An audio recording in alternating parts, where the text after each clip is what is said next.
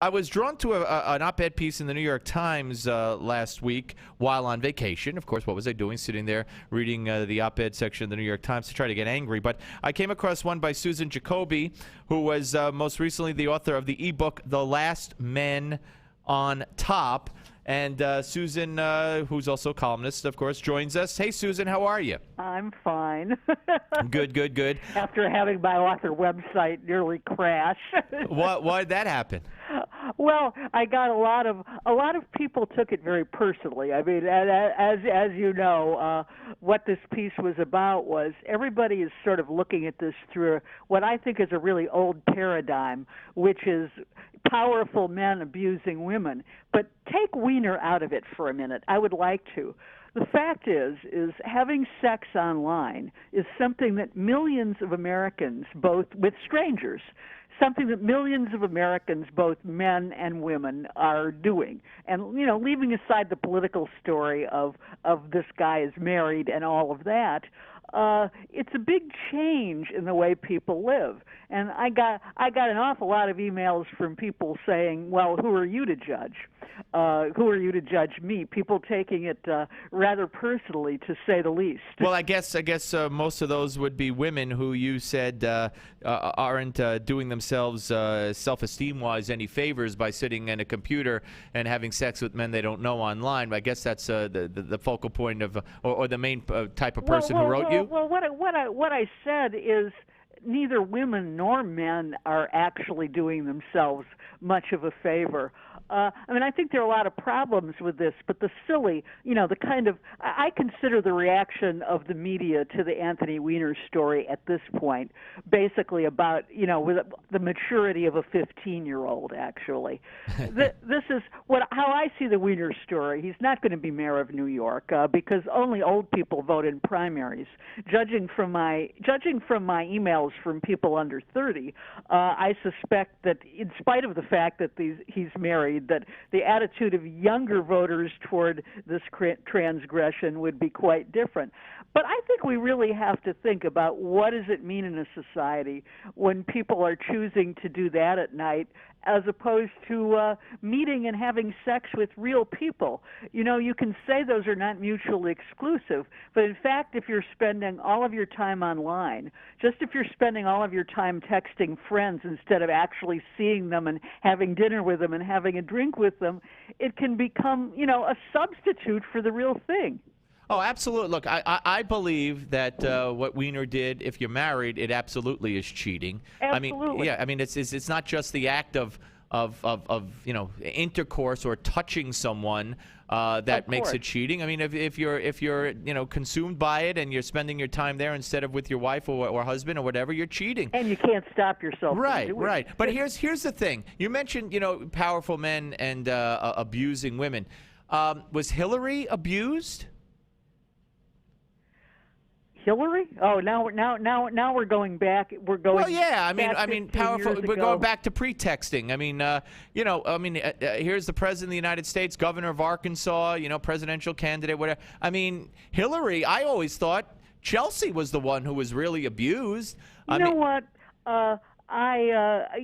We always have to frame these things in terms of obviously real sex is different from online sex. Right. But I, you know, one of the things that I know, and anybody who's ever been married knows, is you don't know what goes on in other people's marriages.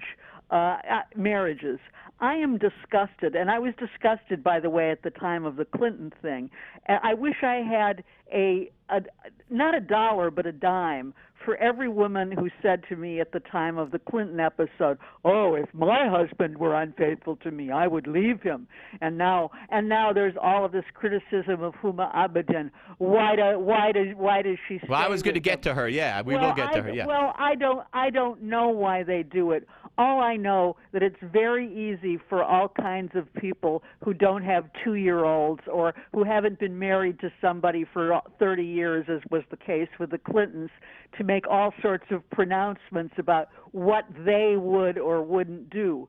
And I'm not making those kind of pronouncements. I'm saying, as far as the Weiner thing goes, that there is a lot to be disturbed about the fact that so many people are finding their sexual gratification with strangers. I think that it's part of a whole larger online culture, a virtual culture that's an as-if culture. I think that's a lot more disturbing than one schmuck who is not going to be elected mayor of New York and what's going on in his marriage.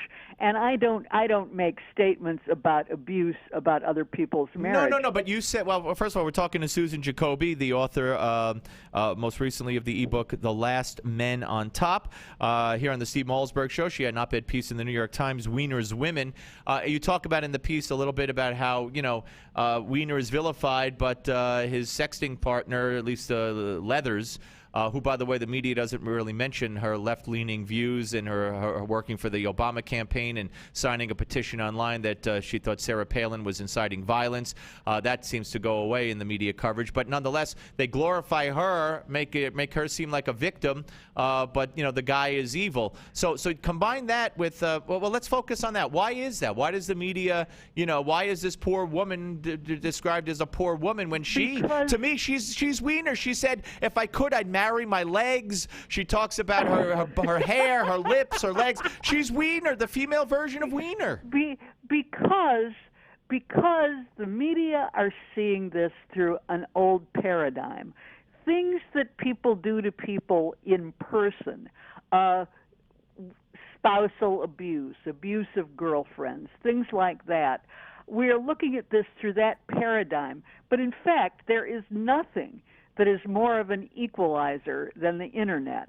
All I have to do if a stranger sends me pictures like Anthony Weiner's is delete them and block him. Right. In other words, it's a lot easier for a woman to stop this kind of thing than if some creep hits on her in a bar. And so I think looking at this in terms of women victims, men brutes, that doesn't work for the Internet. We have to really think about what it says about our society as a whole. There are millions of Sydney Leatherses out there. There are millions of Anthony Weiners. Not all of them are married, so they're not hurting anybody else. But I don't mind. I'm not judging anybody personally at all.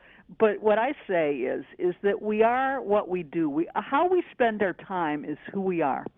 And if we're spending our time texting friends and blowing them off, not being there for them when they need to go to the hospital, or not being there for them when they actually need to talk personally, in more than 13 characters, then we're substituting a device for friendship. And if what we're doing is getting sexual gratification with strangers because it's easier than putting on your lipstick and going out, then we're changing the very nature of what it means to have human relationships. Absolutely, and I think that's been apparent for quite a long time. And I see the Weiner story as a kind of high beam on what's going on out there in society in general. Right, but in Weiner's case, if he wasn't doing this, I think there's a chance he'd be flashing himself on the subway somewhere. Something else. Yeah. Sure.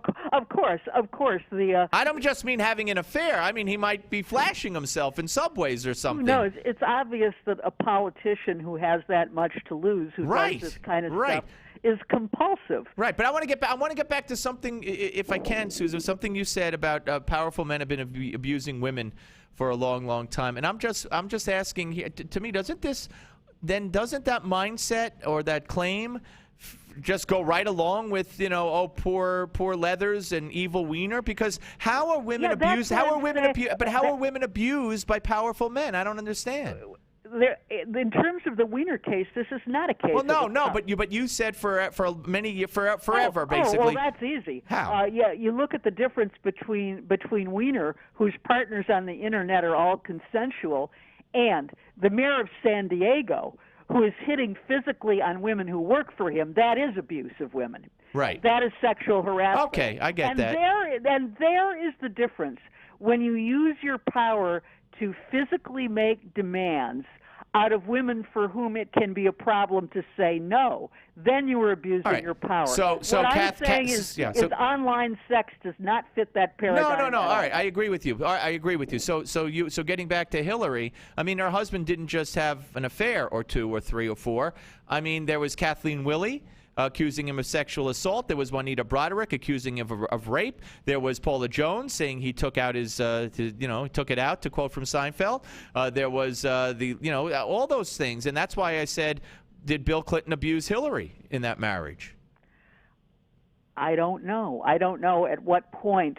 I mean, obviously, Bill Clinton had been cheating on his wife since day one. We knew this actually when we elected him president for the first time. Right, when he went on 60 Minutes and he wouldn't say he didn't have an affair. Right, I remember the 60 Minutes interviews as though it were yesterday. Well, so does Uma, because she stole a line from Hillary. But I am not about to pass a judgment on whether adultery is spousal abuse. No, I didn't say adultery. I said when you're accused by other women of sexual assault, rape, and pulling it out. I mean, that's a pattern. I don't know whether Bill Clinton ever did any of those things. I don't know anything about whether Bill Clinton. But you don't, but you seem to know that the San Diego mayor, who's also a Democrat, did do it. Well, he admits it. Well, he's going for help. I don't know how much he admits, if he admits all of it, but anyway.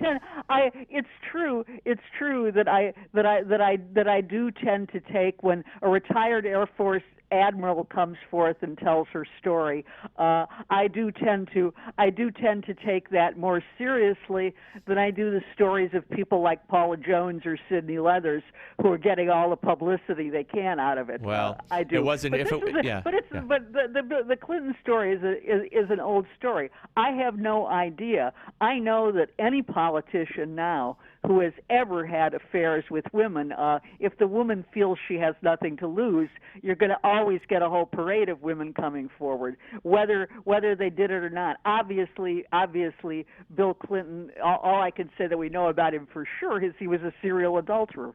And lied under oath to a grand jury and was impeached and disbarred and whatever. All right, listen, I appreciate it, Susan. Fun talking to you. Thank you very much. Thank you. Take Bye-bye. care. Susan Jacoby, ladies and gentlemen, author, her latest book, ebook, The Last Men on Top. And it just struck me. I had to go back to that because she specifically said that near the beginning